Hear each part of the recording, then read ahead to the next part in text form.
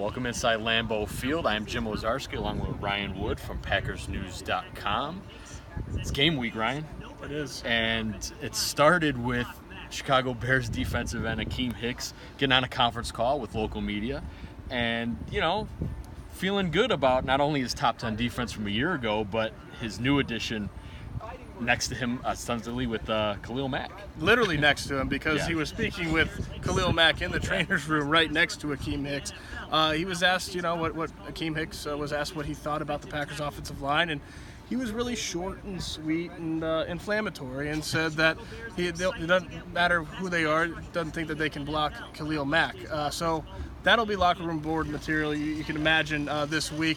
Brian Bulaga, he especially called out Brian Bulaga, saying, he doesn't think that even before the ACL, Brian Bulaga could block Khalil Mack. I mean, you go back 3 years ago in the 15 game, Khalil Mack, when they were playing for the Oakland Raiders, did have a sack against the Packers late in that season. Brian Bulaga said, basically, Khalil Mack's a very good player, and it was very careful not to give any of that bulletin board material back to Khalil Mack, who, especially if the Packers offensive line can't block him, certainly doesn't need the extra motivation. So Aaron Rodgers also didn't respond to it. But bottom line is, it was a shot across the NFC North. I mean, it was certainly a warning to this offensive line that, hey, Khalil Mack is coming, and so is Akiem Hicks. And that was one thing Brian Bulaga said, Akiem Hicks is pretty good too. Right. That's a big part of this game. If they can hold up in protection Sunday night, they're probably going to win. If they can't, that's how the Bears come out of Lambeau Field with an upset.